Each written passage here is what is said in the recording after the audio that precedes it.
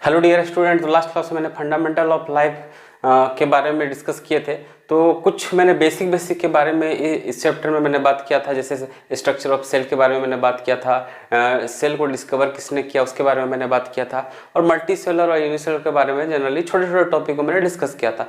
तो उसी को मैं आज आगे लेकर के आया हूँ। तो सेल चैप्टर में कुछ आगे भी कुछ इंपॉर्टेंट टॉपिक हैं जिसको मैं इस वीडियो के थ्रू आपके सामने डिस्कस करूंगा। ठीक है, तो आइए देखते हैं कि ये क्या होता है। ठीक है, तो मैंने जैसे यहाँ पे लिखा है कि what is cell made up of. तो सेल एक्चुअली क्या चीज से बनता है। ठीक है, what is structure organization of cell. तो सेल का स्ट्रक्चर ऑर्गेनाइजेशन ऑफ सेल क्या होता है, तो इसके बारे में जनरली इस वीडियो में मैं डिस्कस करूंगा। ठीक है, तो जैसे मैंने यहाँ लिखा है कि cell have 3 types of properties. ठीक है, तो सेल का जनरली 3 टाइप्स होता है, 3 प्रॉपर्टीज होता है जिसके थ्रू वो उसका स्ट्रक्चर ऑर्गेनाइजेशन होता है। तो पहला है आपका क्या, प्लाज्मा मेम्ब्रेन, दूसरा न्यूक्लियस और तीसरा साइटोप्लाज्म। ठीक है, तो 3 टाइप का प्रॉपर्टीज होता है सेल में। तो सबसे पहले हम प्लाज्मा मेम्ब्रेन के बारे में बात करेंगे। तो हम जानते हैं कि प्लाज्मा मेम्ब्रेन को हम लोग सेल मेम्ब्रेन के नाम से भी जानते हैं।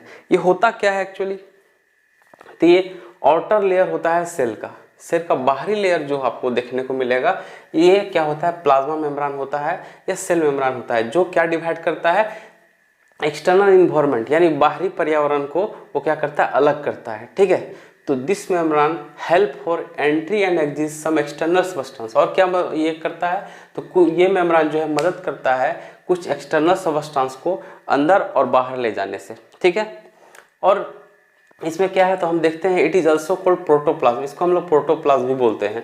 ठीक है, क्यों बोलते हैं, क्योंकि this structure present in plant as well as animal cell. और ये स्ट्रक्चर, इसका स्ट्रक्चर जो है प्लाज्मा मेम्ब्रेन और सेल मेम्ब्रेन का, ये आपका प्लांट में भी मिलेगा और एनिमल में भी, एनिमल सेल में भी आपको देखने को मिलेगा।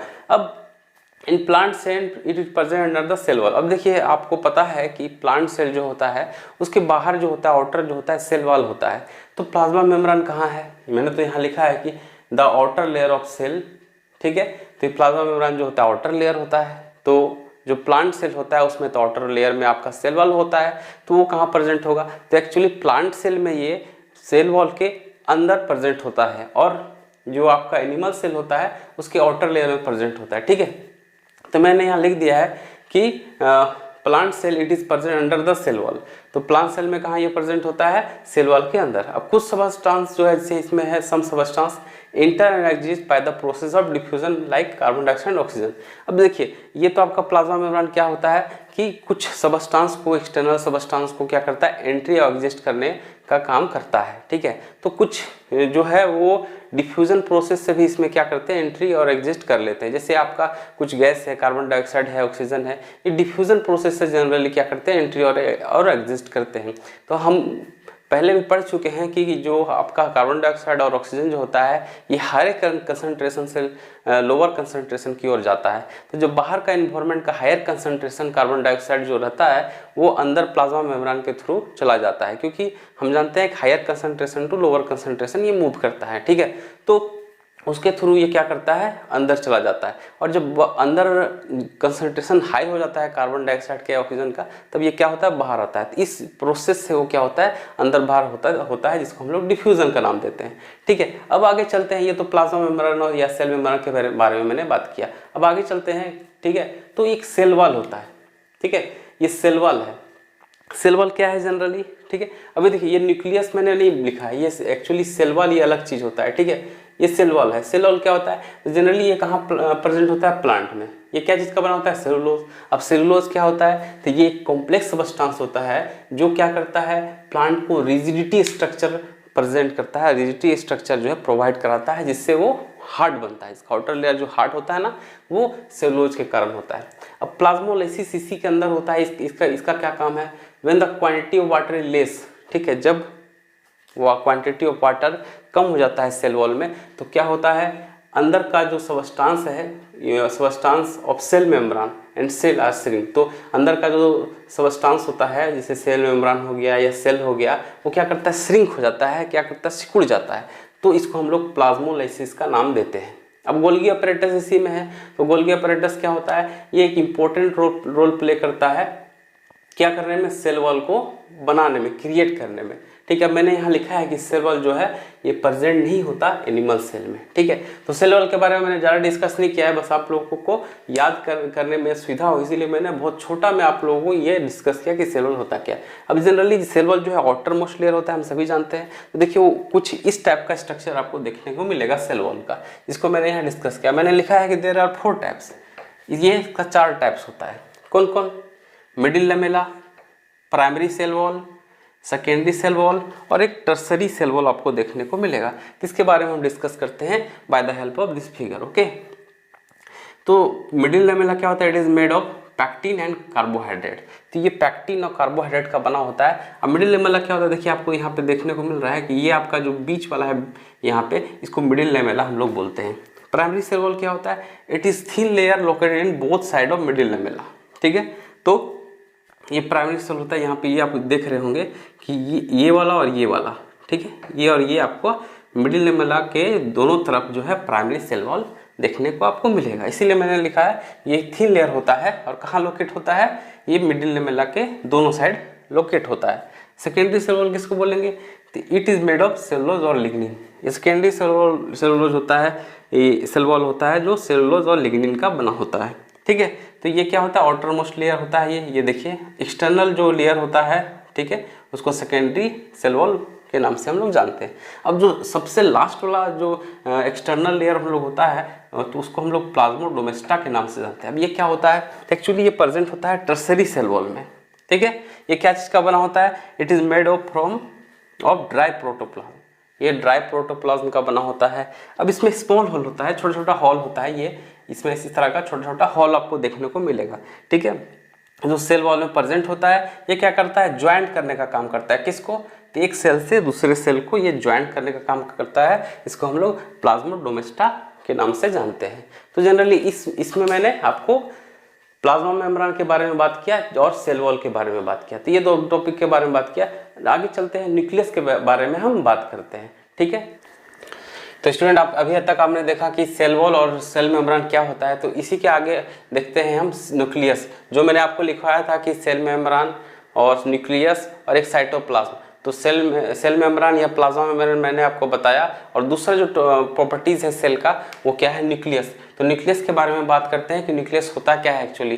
तो जैसे ये सेल जो होता है, सेल के बीच में ये मैंने आपको स्ट्रक्चर बना के दिखाया है। तो सेल के बीच में सेंटर पार्ट में एक न्यूक्लियस होता है, ठीक है, जो इस टाइप का आपको देखने को मिलेगा। तो इसीलिए मैंने यहाँ लिखा है it is located in central, ठीक है। तो इस सेंटर में लोकेटेड होता है। Generally it is present in one in a cell, मतलब किसी भी सेल में ये एक ही प्रेजेंट होता है, एक से ज़्यादा ये नहीं होगा, ठीक है। It is not present in some cell, अब कुछ सेल में ये प्रेजेंट नहीं होता है, जैसे आरबीसी पता होगा आपकी क्या होता है? आरबीसी मतलब रेड ब्लड सेल, ठीक है। तो रेड ब्लड सेल आप लोगों को हम आगे जब पढ़ाएंगे तो मैं आपको आरबीसी के बारे में अच्छे से बताएंगे, ठीक है। तो अभी आप बस इतना जानिए, आरबीसी मतलब रेड ब्लड सेल होता है जो ब्लड में पाया जाता है, ठीक है। ब्लड में और भी आरबीसी, डब्ल्यूबीसी, प्लेटलेट्स ये सब पाए जाते हैं। तो फिलहाल आरबीसी के बारे में हम देखते हैं कि ये कहाँ किस सेल में प्रेजेंट नहीं होता, तो आरबीसी में प्रेजेंट नहीं होता है। अब बोलिएगा डब्ल्यूबीसी, तो डब्ल्यूबीसी में प्रेजेंट होता है, ठीक है।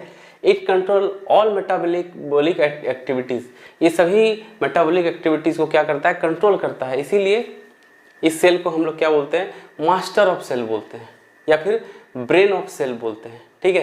ये याद रखिएगा कि ये क्या करता है? जितना भी एक्टिविटी होता है सेल के अंदर उसको कंट्रोल करने का काम करता है, इसलिए हम इसको मास्टर ऑफ सेल बोलते हैं या ब्रेन ऑफ सेल भी बोलते हैं। अब देखिए, अभी इसको डिस्कवर किसने किया? तो रॉबर्ट ब्राउन एक साइंटिस्ट थे जिन्होंने इसको डिस्कवर किया था, ठीक है। कब? तो 1831 में।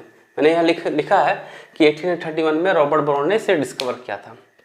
अब देखिए, इसका भी पार्ट होता है, there are different parts of nucleus. Nucleus का भी अलग अलग पार्ट्स है। तो सबसे पहला पार्ट जो है न्यूक्लियर मेम्ब्रेन, ठीक है। तो न्यूक्लियर मेम्ब्रेन क्या होता है? तो देखिए, ये जो फिगर मैंने बताया है ये क्या है? न्यूक्लियस है। इस टाइप का आपको न्यूक्लियस देखने को मिलेगा जनरली किसी भी सेल में। तो अब इसमें भी है, सो अलग अलग टाइप्स है। जो यहाँ मैंने 4 टाइप्स के बारे में डिस्कस किया है, इसमें से पहला है आपका न्यूक्लियर मेम्ब्रेन, ठीक है। तो न्यूक्लियर मेम्ब्रेन क्या होता है? It is present around nucleus. अब न्यूक्लियस के चारों ओर ये प्रेजेंट होता है। अब देखिए, मैंने लिखा है न्यूक्लियस के चारों ओर प्रेजेंट होता है। तो ये जो आपको ब्लू और रेड कलर में दिख रहा है, ये चारों ओर जो दिख रहा है ना आपको लाइन, तो इसी को हम लोग क्या बोलते हैं? Nuclear membrane. देखिए, ये मैंने लिखा है। तो ये जो आपको रेड कलर का है ये आपका इंटरनल न्यूक्लियर मेम्ब्रेन हो गया और ये एक्सटर्नल न्यूक्लियर मेम्ब्रेन हो गया, ठीक है। अब इसका थिकनेस जो होता है ये जो आपको दिख रहा है यहाँ पे जो इसका थिकनेस है, ये जो मोटाई है इसका, ये कितना है 80 to 90 एंगस्ट्रम हो सकता है। अब एंगस्ट्रम क्या होता है तो मैं आपको बता चुका हूँ कि एंगस्ट्रम मतलब एक यूनिट है, इसको हम थिकनेस को मेजर करते हैं, ठीक है। एक छोटा यूनिट होता है, ठीक है, इसका थिकनेस होता है 80 to 90 एंगस्ट्रम। तो ये आपको समझ में आ गया होगा न्यूक्लियर मेम्ब्रेन क्या होता है। ये चारों तरफ होता है, न्यूक्लियस के चारों तरफ आपको देखने को मिलेगा न्यूक्लियर मेम्ब्रेन, ठीक है। अब इसी में मैंने डिस्कस किया आगे, देखिए न्यूक्लियस पोर भी होता है इसमें, ठीक है। जैसे न्यूक्लियर मेम्ब्रेन के बीच बीच में आपको न्यूक्लियर पोर दिखेगा, ये भी आपका न्यूक्लियर पोर्स है, ये भी है, ठीक है। तो जनरली हर एक न्यूक्लियस में ये आपको देखने को मिलेगा। अब देखते हैं आगे न्यूक्लियोप्लाज्म किसको बोलते हैं। तो nucleoplasm it enclose A transparent semi fluid ground substance, ठीक है। तो देखिए जो आपका बीच बीच में ये ग्रीन ग्रीन जो दिख रहा है ना, ये एक्चुअली एक फ्लूइड तो नहीं बोल सकते, ये फ्लूइड नहीं बोल सकते, इसीलिए मैंने सेमी फ्लूइड लिखा है। ये फ्लूइड भी हो सकता है नहीं, एक्चुअली फ्लूइड ऐसा होता है इसीलिए इसको सेमी फ्लूइड बोले हैं। तो सेमी फ्लूइड होता है जिसको हम लोग न्यूक्लियोप्लाज्म बोलते हैं। इसको मैंने यहाँ पे डिस्क्राइब नहीं किया है न्यूक्लियोप्लाज्म को, ठीक है, लेकिन इसको हम लोग न्यूक्लियोप्लाज्म बोलते हैं। अब देखते हैं न्यूक्लियोलॉज क्या होता है।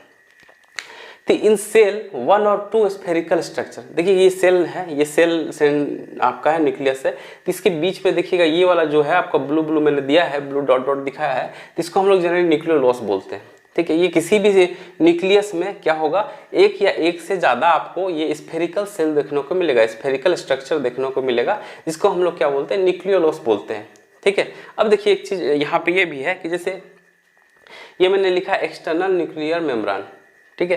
तो ये वाला न्यूक्लियर मेम्ब्रेन जो है एक्सटर्नल न्यूक्लियर मेम्ब्रेन है, ये मेम्ब्रेन के बारे में बात कर रहे हैं। ये क्या राइबोसोम से अटैच होता है, ठीक है। ये जो आपका यहाँ पे एक्सटर्नल न्यूक्लियर मेम्ब्रेन है ये किससे अटैच होता है, राइबोसोम से। राइबोसोम क्या होता है ये भी मैं आगे डिस्कस करूंगा इस चैप्टर में। तो फिलहाल के लिए आप इतना जानिए कि ये जो आपका यहाँ पे न्यूक्लियोपोर्स दिख रहा है ये किससे अटैच होता है, राइबोसोम से।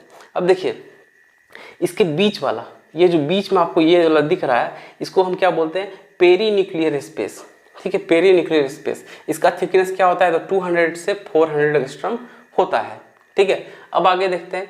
तो न्यूक्लियोलस तो आपको समझ में आ गया, किसी भी न्यूक्लियस में जो स्फेरिकल आपका स्ट्रक्चर दिख रहा है इसको हम लोग न्यूक्लियोलस बोलते हैं। अब देखिए इसमें क्या है कि 10% आरएनए मतलब राइबो न्यूक्लिक एसिड होता है, ठीक है, जो कितना होता है 10% होता है। 85% आपको प्रोटीन मिलेगा और 5% डीएनए मिलेगा। डीएनए मतलब डीएक्सो राइबो न्यूक्लिक एसिड होता है, ठीक है। These are help for create ribosome. अब ये राइबोसोम क्रिएट करने में, बनाने में मदद करता है, कौन, न्यूक्लियोलस, ठीक है। अब आगे देखते हैं क्रोमेटिन थ्रेड्स। तो न्यूक्लियस का एक पार्ट है जिसको हम लोग बोलते हैं क्रोमेटिन थ्रेड्स। क्रोमेटिन थ्रेड्स क्या होता है इसके बारे में डिस्कस करते हैं। Chromatin material is a network of long and fine threads like structure which during cell division condense to form chromosome. तो देखिए यहाँ पे मैंने ये जो दिखाया है इस तरह लाइन जो दिख रहा है आपको, ये जनरली क्या आपको है, क्रोमेटिन थ्रेड्स है, ठीक है। तो ये आपका यहाँ पे इस तरह का जो थ्रेड आपको दिखने को मिल रहा है इसको हम लोग क्रोमेटिन थ्रेड बोलते हैं। ये क्या होता है जनरली, तो ये क्रोमेटिन थ्रेड होता है। Chromosomes contain information for the inheritance of character. अब देखिए यहाँ पे बोला है कि ये थ्रेड लाइक स्ट्रक्चर जो है which during cell division condense to form chromosome. जब ये सेल का डिवीजन होना स्टार्ट होता है, सेल अलग अलग जब होना स्टार्ट होता है तो क्या होता है, ये क्या बनाता है, क्रोमोसोम बनाता है। अब क्रोमोसोम क्या करता है, ये इंफॉर्मेशन को कैरी करता है, ठीक है, एक जनरेशन से दूसरे जनरेशन तक, ठीक है। किसके फॉर्म में, तो डीएनए के फॉर्म में। डीएनए का फुल फॉर्म मैंने यहाँ लिख दिया है डीऑक्सो राइबोन्यूक्लिक एसिड, ठीक है। अब जो क्रोमोसोम होता है अलग अलग स्पेसीज में आपको अलग अलग देखने को मिलेगा, number of species, number of chromosome देखने को मिलेगा। जैसे ह्यूमन में आपका 46 देखने को मिलता है, रैट में 40 देखने को मिलता है। इसी तरह से मैंने यहाँ 2 एग्जांपल लिया है, लेकिन अलग अलग स्पेसीज में आपको अलग अलग देखने को क्रोमोसोम मिल सकता है, ठीक है। तो फिलहाल इस वीडियो में आपको इतना ही मैं लेकर के आया हूँ। आगे जब मैं वीडियो बनाऊंगा तो और भी इससे अच्छे जो टॉपिक बचे हुए हैं उसको मैं डिस्कस करूंगा, ठीक है। तो फिलहाल के लिए आप इसे पढ़िए, नेक्स्ट वीडियो में और लेकर करके आऊँगा। ये वीडियो अगर अच्छा लगे तो इसको आप ज़्यादा से ज़्यादा शेयर करें, चैनल को सब्सक्राइब करें, ठीक है, और इसे लाइक ज़रूर करें, ठीक है। Okay, thank you.